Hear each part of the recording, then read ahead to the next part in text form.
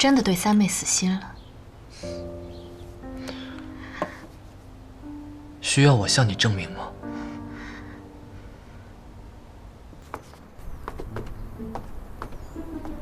只要我跟韩硕解开误会，一切都能回到原来的样子。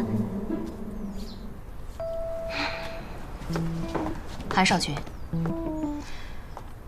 既然你和三妹已经和离，你们不便住在一起，不如……陈芊芊，出来！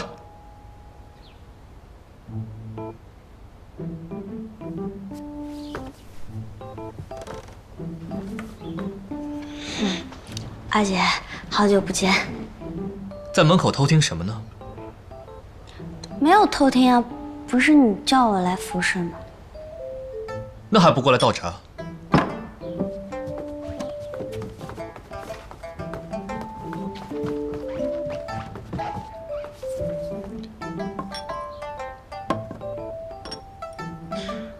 楚楚，你刚才又说什么呀？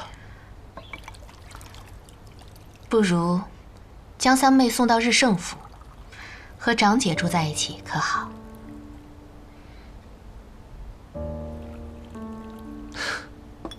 好啊，你说的都好，都听你的。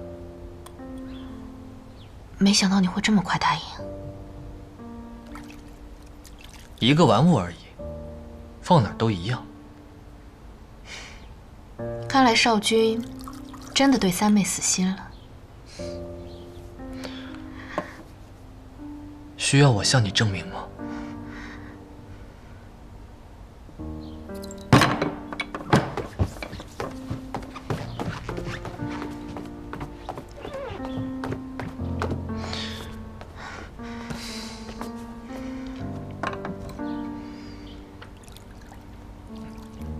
那你准备什么时候送三妹到日盛府？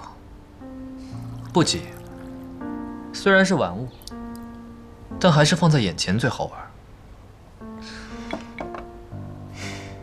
那不如你搬来新子府，你我商议城中事务也方便。难道二郡主是想把我当成花园男子，随意摆弄？你刚才是演给陈芊芊看的。